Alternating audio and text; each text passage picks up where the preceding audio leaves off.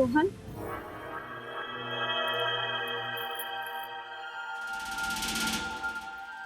रोहन, आज के दिन भी नशा कर कर आए हो?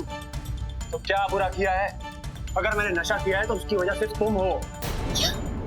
मैं कैसे? शादी के मंडप में जो तुमने तमाशा किया वो क्या कम था जो तुम्हें आज के दिन भी तमाशा करना है? अच्छा होता कि मैं तुमसे शादी नहीं करता। अगर मैंने तुमसे शादी की है तो दूसरों के दबाव में आकर, वरना क्या? हाँ, लिसन, अच्छा होता अगर तुम मुझसे शादी नहीं करते, कम से कम मैं तुमसे बच तो जाती। हाँ, शादी के वक्त ही मुझे समझ में आ गया था कि तुम्हारी पसंद मैं नहीं हूँ, कोई और है। किसी और को बुलाया था ना तुमने शादी में। कौन था वो जिसके साथ तुम निपट रही थी? पागल हो गए हो? वो सिर्फ मेरा दोस्त है, समझे तुम? दोस्त? इस दोस्ती का मतलब तो मैं अच्छे से समझता हूँ। आज ही तुम्हारा चरित्र मेरे सामने आया, बेशर्म औरत। मुझे बेशर्म कह रहे हो तुम? मुझे? तुम्हारे जैसे इंसान से और उम्मीद भी क्या की जा सकती है जो खुद एक नाजायज औलाद है।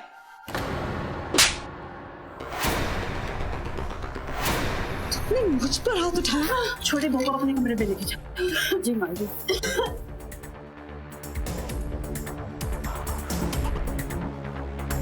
ये क्या कर रहा है? आज ही तुम दोनों की शादी हुई है, आज ही तुम दोनों लड़ने लगे। अगर मुझे पता होता कि ये ऐसी लड़की है तो मैं इससे कभी शादी करता ही नहीं। इससे नाजायज बोलती। नाजायज नहीं हूं मैं, नाजायज नहीं हूं मैं।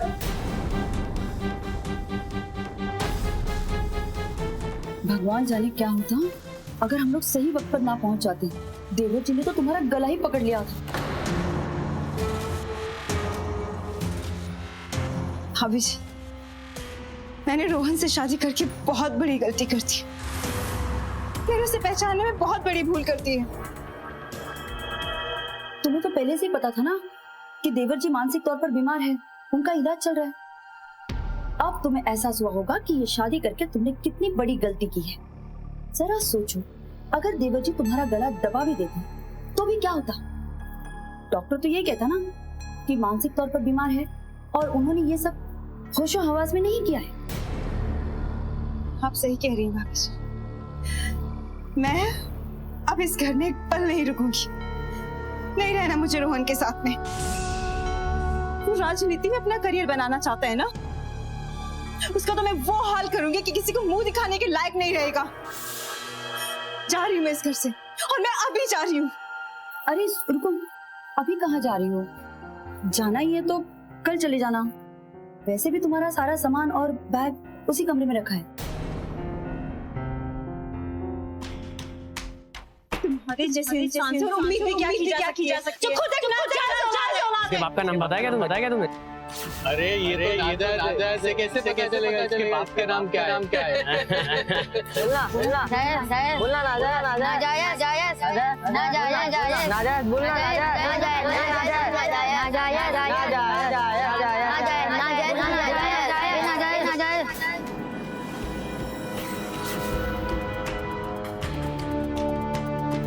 माँ, मुझे सब नाजायज क्यों कहते? क्या सुमित भैया के पापा मेरे पापा नहीं है?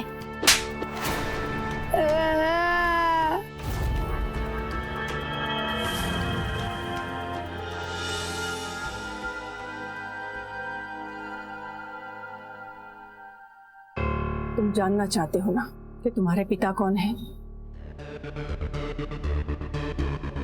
चंद्रकांत शर्मा, तुम्हारे पिता का नाम। उन्होंने बाद में मुझे और तुम्हें अपनाने से इनकार कर दिया था। नाजायज बनकर नहीं जी सकता माँ। मैं भी चाहता हूँ कि मेरे नाम के आगे मेरे बाप का नाम हो। मुझे कोई नाजायज बोलता है ना माँ, वो करता है कि उसका खून कर दूं, उसे जान से मार दूं। बेटा, अगर तुझे अपना हक चाहिए ना तो तुझे अदालत का दरवाजा खटखटाना पड़ेगा। अदालत के सामने तुझे ये साबित करना होगा कि चंद्रकांत शर्मा तुम्हारे पिता है, और ये बात सिर्फ डीएनए टेस्ट से साबित हो सकती है।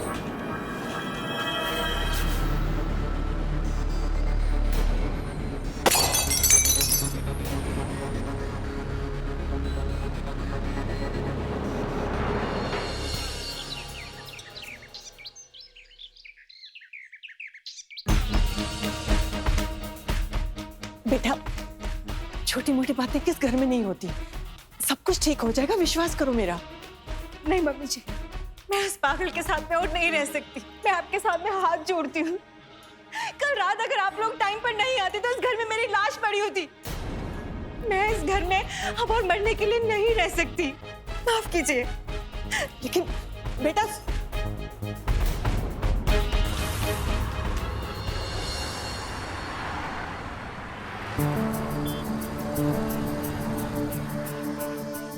पापा, शिखा, पापा, बेटे, पापा, क्या हुआ बेटा? क्या हुआ? माला, माला, अरे शिखा, मम्मी, शिखा, बताओ तो क्या हुआ? मम्मी वो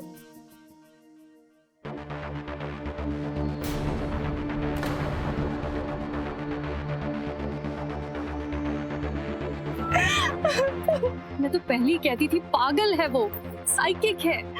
लेकिन शादी का फैसला भी तो तुम्हारा ही था ना। माला, मालूम वो पागल है, साइकिक है, लेकिन पैसे वाला भी तो है। और चंद्रकांत शर्मा का वारिस साबित हो जाने के बाद वो चंद्रकांत शर्मा की पूरी प्रॉपर्टी का इकलौता वारिस भी तो है। और इसीलिए तो ये शादी हुई थी। बेटी, जब ये शादी हो ही गई है तो निभा लो बेटा, निभा लो। अच्छा ठीक है, अभी आप बस कीजिए। मुझे लगता है उसके ऊपर कोई बाहरी साया है और हमें ना उसे किसी तांत्रिक को दिखाना चाहिए। देखो माला, शादी की जल्दबाजी में तुम दोनों ने शिखा और उसकी कुंडली एक साथ नहीं मिलाई थी। मेरे ख्याल से अब इन दोनों की कुंडली किसी अच्छे ज्योतिषी को दिखानी चाहिए। पापा, उसे ना किसी ज्योतिषी की जरूरत नहीं है, उसे एक साइकियाट्रिस्ट की जरूरत है। पागल है वो इंसान, पागल, उसे इलाज की जरूरत है। रोहन ने बचपन से लेकर जवानी तक जो नाजायज होने के ताने सुने हैं, इन सब का उसके दिमाग पर बहुत गहरा असर पड़ा है। इसलिए जब भी वो ये शब्द सुनता है वो गुस्से में अपने होश खो बैठता है। जय मां काली, महाकाली, भद्रकाली, कपालिनी, जयंती मंगला काली, दुर्गा क्षमा शिवा धात्री, स्वाहा स्वधा नमोस्तुते। नमो नमः दुर्गे दुर्गाणी, नमो नमः अम्बे। ओम ह्रीं श्रीं क्लीं चामुंडाय विच।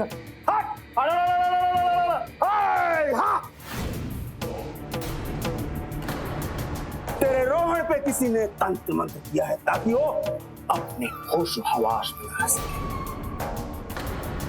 उसे पागल बनाने के लिए सब किया गया है। लेकिन महाराज ये किया किसने? किसने किया है? किसने किया है? किसने किया है? किसने किया है? भैरव बताओ, किसने किया? किसने किया? बोल! परमधाम परम ब्रह्म परेशम परमेश्वरम विघ्न निघ्नकरम शांतम पुष्टकांतनंतम। देख इस दिए की लौ को देख, बड़े ध्यान से इस दिए की लौ को देख। उसमें तुझे आकृति दिखाई देगी। उस आकृति को पहचान, पहचान उस आकृति को। उसी ने तेरे रोहन को अपने वश में करने के लिए तंत्र मंत्र किया है। आज रोहन की जो भी हालत है, ये उसी तंत्र मंत्र का परिणाम। देखिए जजमान, आपकी बेटी और दामाद की कुंडली में मांगलिक दोष बहुत है, जिसके कारण उनके अंदर बहुत ही गुस्सा होगा। दोनों में झगड़े भी बहुत होते होंगे। और आपकी बेटी की कुंडली से ज्यादा आपके दामाद की कुंडली में मांगल दोष है, जिसके कारण वो लोग गुस्से में किसी भी हद तक जा सकते हैं। पंडित जी, दोनों का मांगलिक दोष दूर करने का कोई तो उपाय होगा।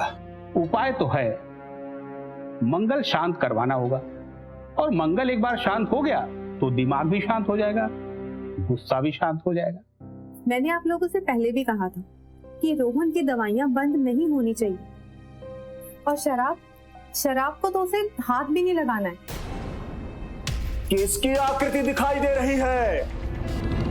हाँ? किसी महिला की या पुरुष की?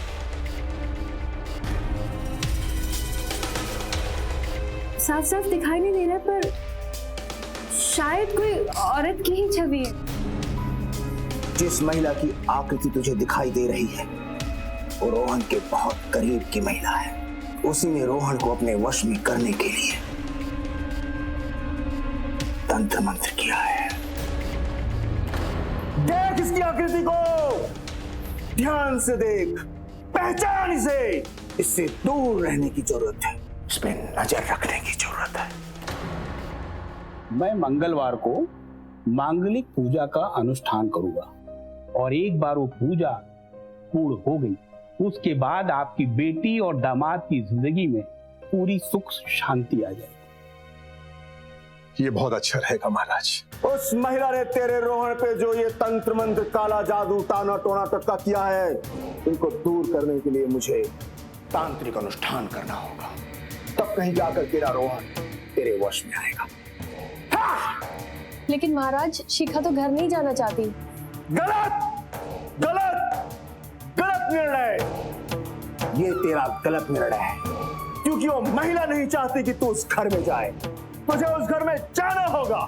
मेरा ये तांत्रिक अनुष्ठान चलता रहेगा और उस घर में तू वैसा ही करेगी जैसा मैं कहूंगा। तब जाकर रोहन तेरे वश में आएगा और उस महिला को तंत्र मंत्र से रोहन मुक्त हो जाएगा। स्वाहा। ओम सहनावतु सहनो भुनक्तु सवीर्ये कर्वावहै तेजस्विनावधितमस्तु मा विद्विषावहै। ओम भद्रं कर्णेभिः शृणुयाम देवा, भद्रं पश्चिमाक्षिभिर्यजत्रा, स्थिरैरङ्गे अस्तु यशेन देवहितं यदायु। ओम शांति शांति शांति। मैं एक सिद्ध मंत्र से अभिमंत्रित भभूत दूंगा तुझे, जो एकादशी के दिन तुझे रोहन को खिलाना होगा। रोहन को खिलाने के बाद वो तुम्हारे वश में हो जाएगा। ठीक है। एक तरफ डॉक्टर सलाह दे रहा था, तो दूसरी ओर एक तांत्रिक, तो तीसरी ओर एक ज्योतिष। आखिर सच क्या है? नमस्कार, मैं गिरीश जैन। स्वागत है आप सबका क्राइम अलर्ट के आज के इस नए एपिसोड में। ये कहानी है कानपुर के एक राजनीतिक परिवार की, जहां ये सब कुछ चल रहा था। ये शादी थी या समझौता? ये रिश्ता हुआ था या सौदा? आखिर क्या थी इस रिश्ते की सच्चाई? डॉक्टर, ज्योतिष, तांत्रिक, आखिर किसकी बात सच थी? दोस्तों, छोटे छोटे मसले हर घर में होते हैं, जिन्हें सुलझाने का प्रयास भी किया जाता है, लेकिन कभी कभी ये छोटे मसले एक भयानक रूप ले लेते हैं। लालच, स्वार्थ और अहंकार किसी भी रिश्ते को ले डूबते हैं।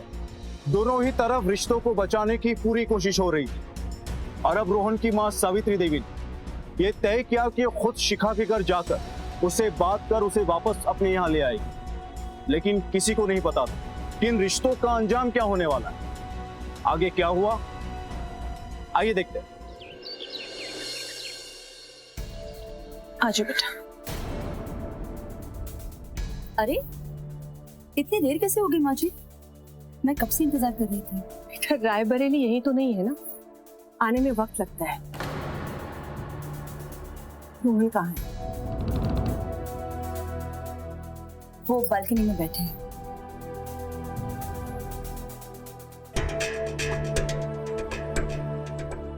समझाओ उसे, रिश्ते चलाने से चलते हैं। आप परेशान ना हो माँ, मैंने उसे समझा दिया है। अब वो नहीं होगा जो उस दिन हुआ था।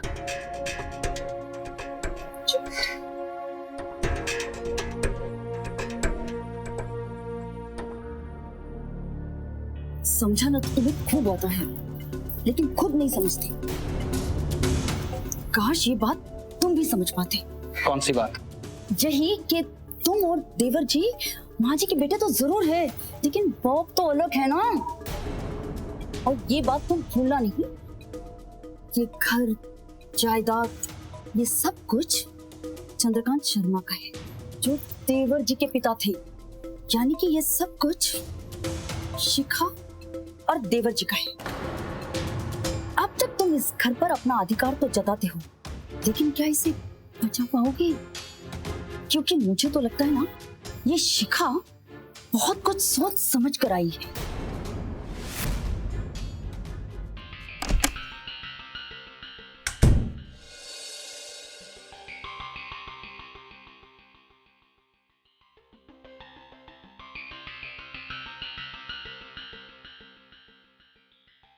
ध्यान रहे, शुरू शुरू में बहुत प्यार से पेश आना तुम उसके साथ।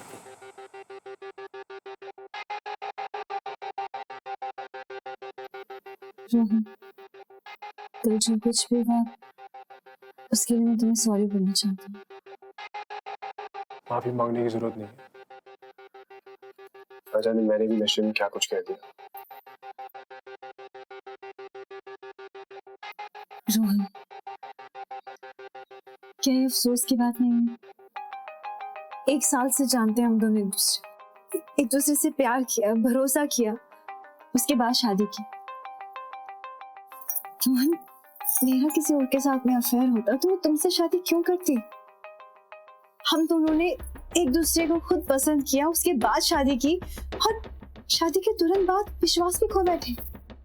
सही कह रही हो, ऐसा नहीं होना चाहिए था।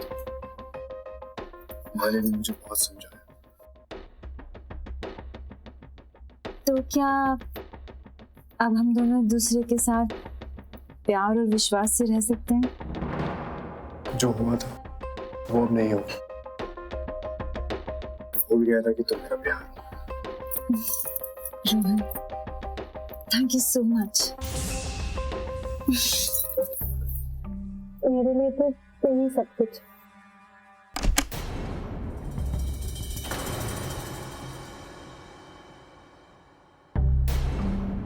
अरे भाभी जी, आप यहाँ क्या कर रही हैं? वो मैं देखने आई थी। देखने आई थी? मेरे हिसाब से दरवाजा तो बंद था, तो आप देख कैसे सकती? ये कहिए ना कि आप सुनने आई थी। वैसे क्या सुनना चाहती थी आप? क्या सुना?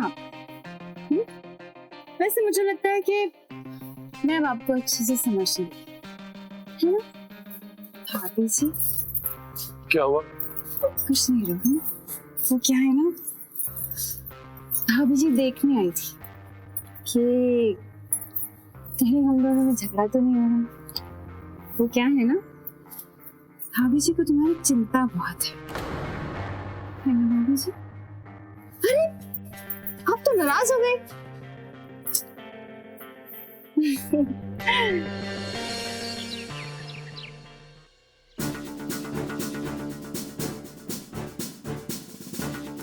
अब तुम्हें एहसास हुआ होगा कि ये शादी करके तुमने कितनी बड़ी गलती की है। जरा सोचो, अगर देवर जी तुम्हारा गला दबा भी देते तो भी क्या होता?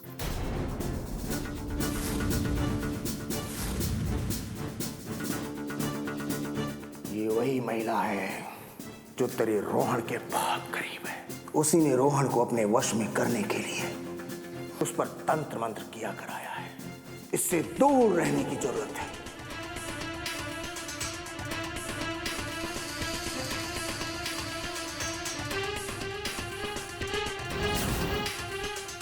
अरे भाभी जी, आखिर सारा माजरा क्या है? कहीं कोई और चक्कर तो नहीं? अगर ऐसा है तो मुझे उन पर नजर रखनी पड़ेगी।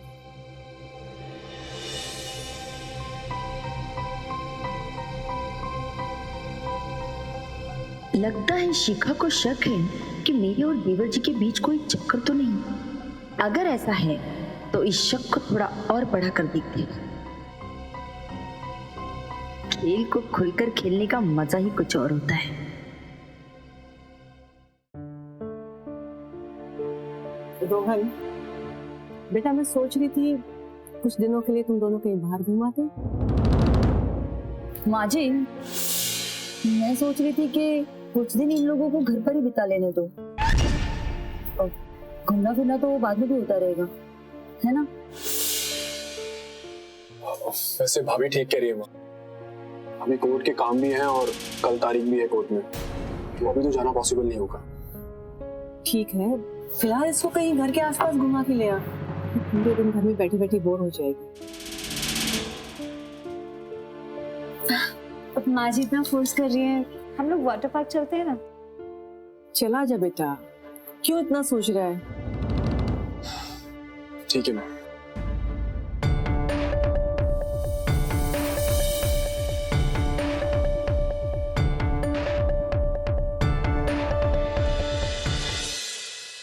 देवर जी, ये इंश्योरेंस कंपनी से आया है और प्रीमियम बाकी है ना इसका, आखिरी डेट है आज। अरे यार रोहन, तुम एक काम करो, चेक भर दो, जाते जाते तो मैं जमा कर दूंगा। वैसे जेठ जी ये कैसी पॉलिसी है? अरे बेटा, वो रोहन ने 6 करोड़ की कोई पॉलिसी ली थी। तुम जाओ ना, तैयार हो जाओ जाके। ठीक है मामी जी। मैं चेक भर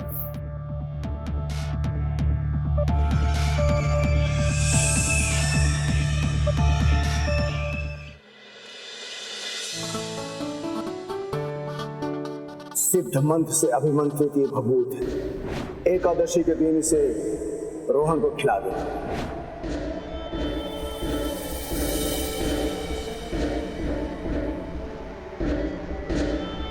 चले? या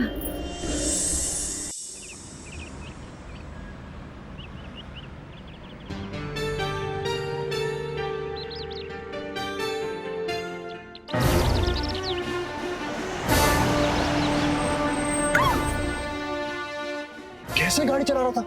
अगर मैं टाइम पर कट नहीं मारता तो पता नहीं क्या हो जाता। इट्स ओके, तुम शांत रहो प्लीज।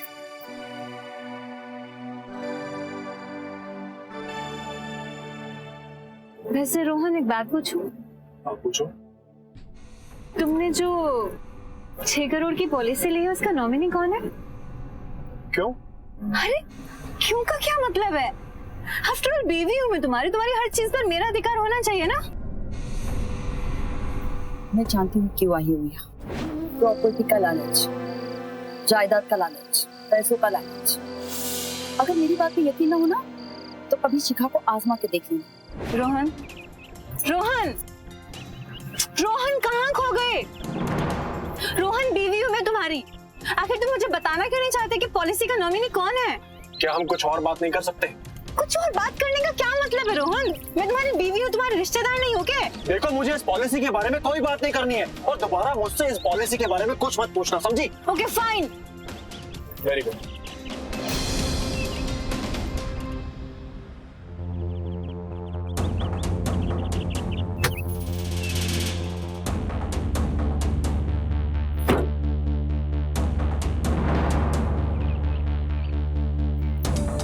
कुछ तो हुआ है, धुआं उठा सा लगता तो जाहिर है आग तो जरूर लगी। क्यों ना इस आग में थोड़ी सी हवा मैं भी दे दूं। देवर जी, ये दवा की शीशी भूल गए थे आप, वक्त पर दवा खा लिया कीजिए। वैसे दिमाग शांत रखने की दवा है ये, लेकिन जितना खाते हैं उतना गुस्सा और बढ़ जाता है। अच्छा देवर जी, एक बात कहना चाहती थी। कल लखनऊ अदालत की तारीख है ना, मेरे भांजे का भी नामकरण है कल, तो मैं सोच रही थी कि मैं आपके साथ चलती हूँ। शाम को साथ में ही घर आ जाएंगे वापस। ठीक है भाभी जी, आप तैयार है ना? हम लोग साथ में चलते हैं।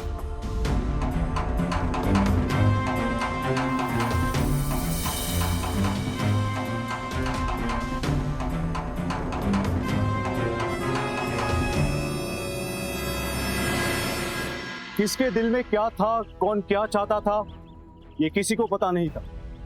बस रिश्तों के नाम पर खुदगर्जी का खेल खेला जा रहा था।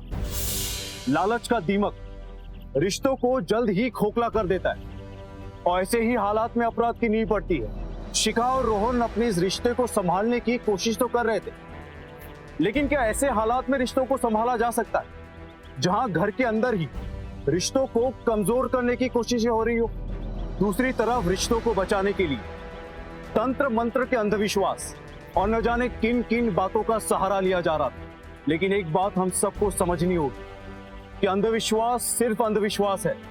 इसके सहारे जिंदगी को आबाद नहीं किया जा सकता, बल्कि एक दूसरे की समझ, समझदारी और समझौते पर रिश्ते चलते हैं। लेकिन अफसोस यहाँ इन बातों को नजरअंदाज कर अंधविश्वास का सहारा लिया जा रहा था और इसी अंधविश्वास के सहारे शिखा रोहन के पास वापस आई। और नतीजा क्या हुआ, आइए देखते हैं।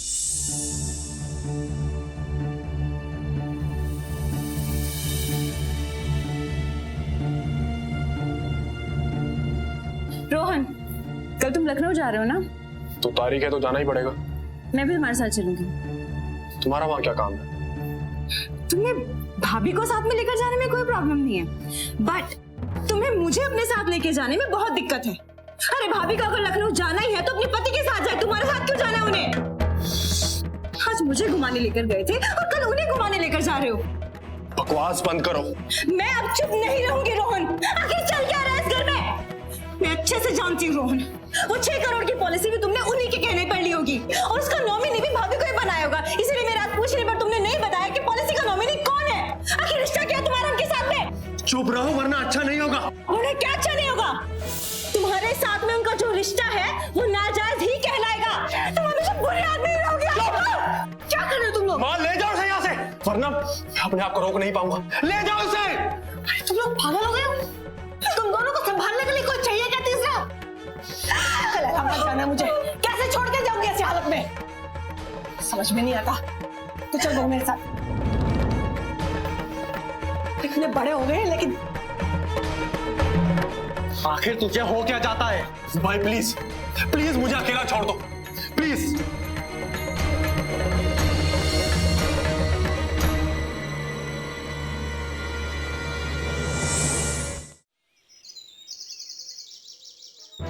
क्या? हाँ माँ, मैं इस घर में एक पल भी नहीं रहना चाहती। मैं आज ही घर वापस आ रही हूँ। बहुत हो गया। नहीं नहीं शिखा, थोड़ा सब्र से काम लो। देखो तांत्रिक महाराज ने कहा है ना कि तांत्रिक अनुष्ठान के बीच ऐसा हो सकता है।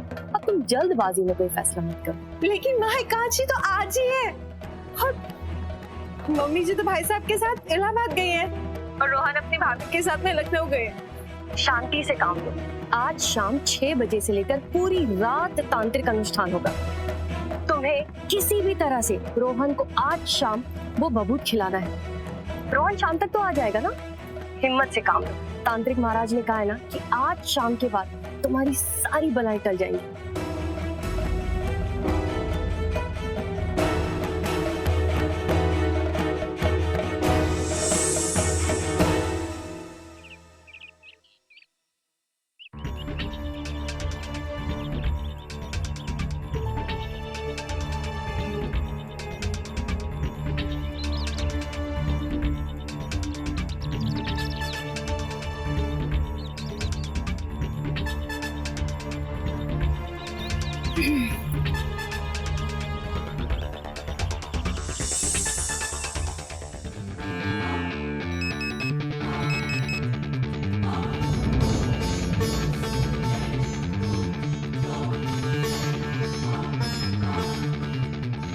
किसने फोन किया? यही पूछने के लिए कि कब तक घर आओगे। फोन रखो, मैं पहुंच जाऊंगा 1 घंटे में। ये क्या रोहन, तुमने शाम होने से पहले पीना शुरू कर दिया? तुम्हारी वजह से। तो अभी फोन रखो, मैं पहुंच रहा हूँ।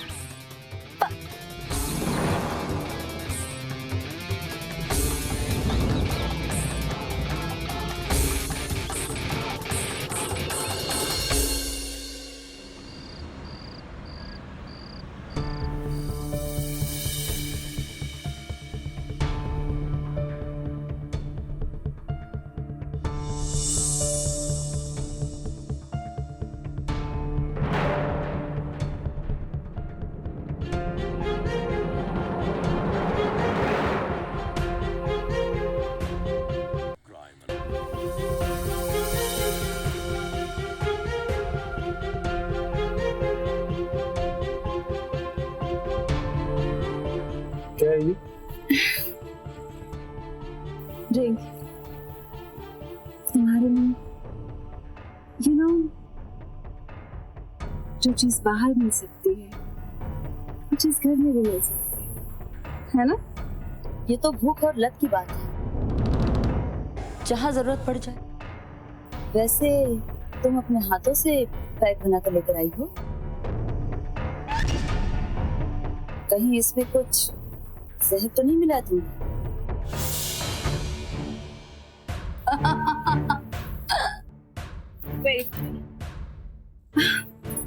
चलो इधर बैठ।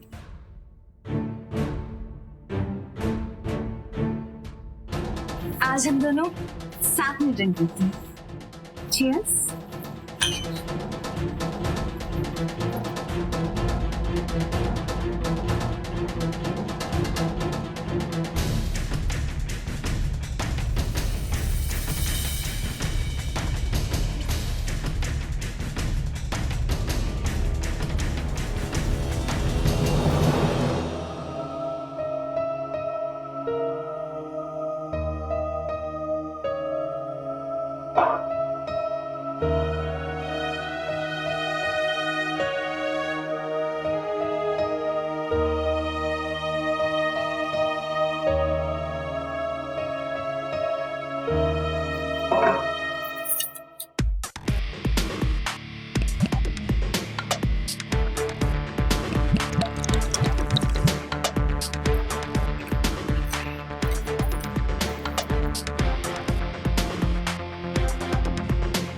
ये तुम जब पीना छोड़ नहीं सकती तो फिर घर पे बैठ के पिया करो।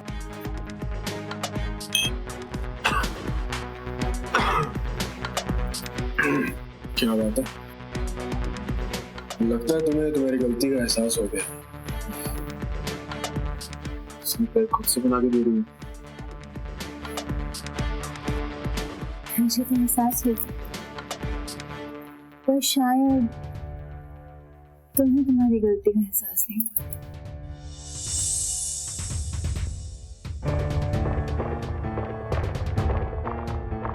इसीलिए तो तुमने उस दिन मुझे डांट दिया था। ये भाभी भी नहीं।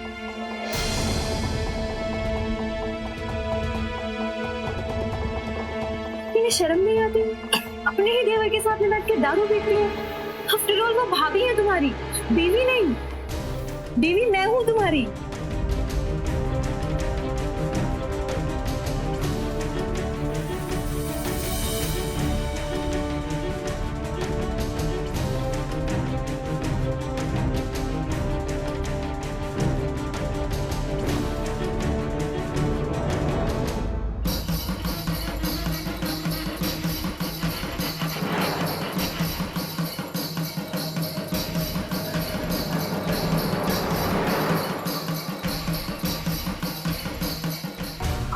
रोहन, मेरी बात क्यों नहीं सुन रहे? मैं तुमसे कुछ पूछ रही हूँ।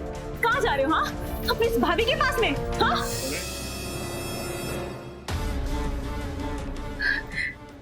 Hello mummy. हाँ शिखा बोलो, रोहन आई कि नहीं? मम्मी मैंने उससे वो बबूत पिला दी है। वो बहुत ज्यादा नशे में था मम्मी। रोहन के नाक से खून बह रहा है। उससे कुछ होगा तो नहीं ना? सुनो, उसका खून साफ कर दो और तुम फिक्र मत करो, वो आज के बाद में ठीक हो जाएंगी। और तुम बार बार फोन मत करो, कितनी पूजा चल रही है। अच्छा ठीक है, ओके बाय।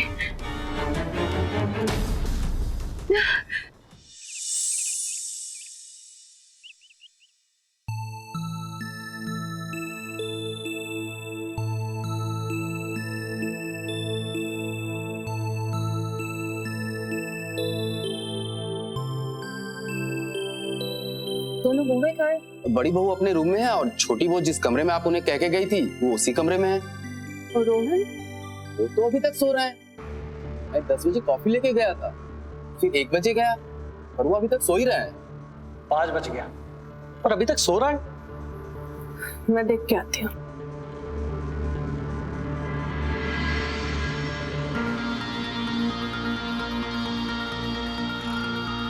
रोहन, रोहन बेटा, अरे कब तक सोएगा? रोहन उठ बेटा, चलो। रोहन, रोहन, रोहन, रोहन बेटा, रोहन आगे खोलो। रोहन, सुबह बाहू।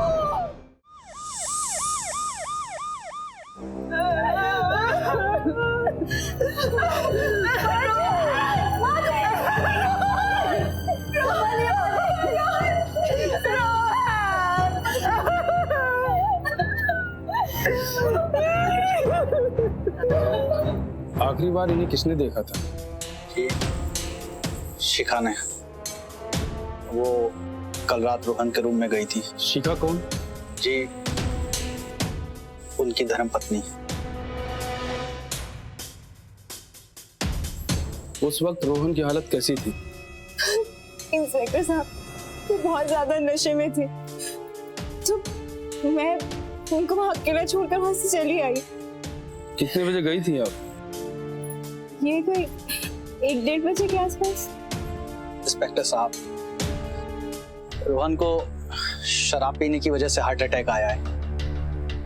इससे पहले भी उसे एक अटैक आ चुका है। पोस्टमार्टम के बाद ये बात तो सामने आ ही जाएगी कि मौत की असली वजह क्या है, हार्ट अटैक या फिर कुछ और। एनीवे, आप सबको पुलिस स्टेशन आना होगा, आप सबका बयान होगा। जी अच्छा।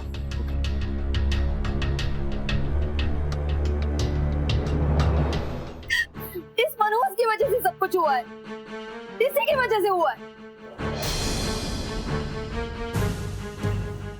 हाँ, मैं ही मनोज हूँ, मैं ही मनोज हूँ ना इस घर में।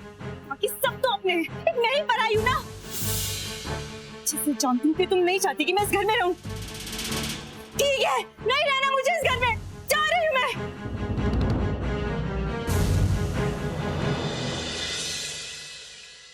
कितनी अजीब बात है, कुछ साल पहले आदमी दर दर की ठोकरें खाने पर मजबूर था, और जब ये बात कोर्ट में साबित हो गई कि रोहन चंद्रकांत शर्मा का बेटा है, तो रोहन रातों रात करोड़पति बन गया, करोड़ों की जायदाद का अकेला मालिक। ये दौलत ही इंसान की सबसे बड़ी दुश्मन बन जाती है सर। इस सारी दौलत का क्या होगा? माँ, भाई, भाभी, पत्नी सभी मालिक हैं, और इसकी मौत से लोगों की हमदर्दी भी नहीं मिलेगी और राजनीति के रास्ते भी खुल जाएंगे। रोहन की पोस्टमार्टम रिपोर्ट।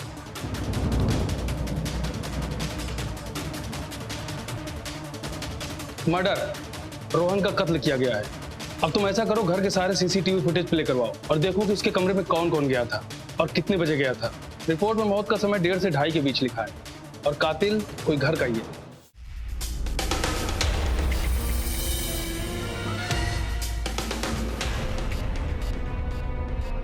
अरे छोड़िए मुझे, मैंने कुछ नहीं किया। अरे आप ऐसे कैसे कर सकते हैं? पापा, उस घर में एक आप ही हैं जिसके पास कत्ल की कोई वजह नहीं है। भाई, एक दूसरे को पसंद करके आपने शादी की, फिर भला आप अपने पति को क्यों मारेंगे? लेकिन दूसरा सच ये है कि रोहन को आप नहीं मारा है। क्या कह रहे हैं इंस्पेक्टर साहब? ये सब झूठ है, मैंने रोहन को नहीं मारा है। अच्छा, आपने रोहन को नहीं मारा है? गणेश,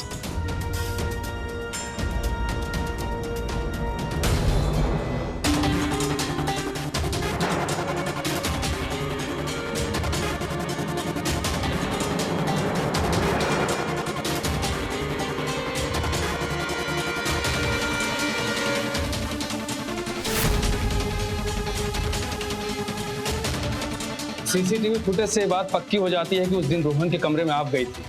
कमरे में आपके फुटप्रिंट, फिंगरप्रिंट्स मिले हैं। सारे सबूत और डॉक्टर की रिपोर्ट से भी ये बात साफ हो चुकी है कि रोहन का कत्ल आप नहीं किया है। अब आप पुलिस को गुमराह नहीं कर सकती, आपको ये जुर्म स्वीकार करना होगा। मैंने मारा उसे, मैंने मारा उसे।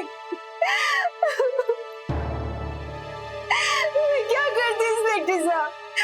उसके साथ जिंदगी बिताई ही नहीं जा रही थी। उसी रात को मम्मी से फोन करने के बाद मैं दोबारा उसके कमरे में गई थी। मैं क्या करती इंस्पेक्टर साहब, मैं क्या करती?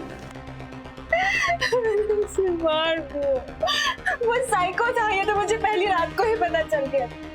लेकिन मम्मी को लगता था कि तांत्रिक अनुष्ठान के बाद सब कुछ ठीक हो जाएगा, उसमें शायद कोई चेंज आ जाएगा, पर ऐसा कुछ भी नहीं हुआ। सब कुछ खराब हो गया, सब कुछ उल्टा हो गया। मैंने रोहन को मार दिया। अब सड़ो जिंदगी भर लॉकअप में।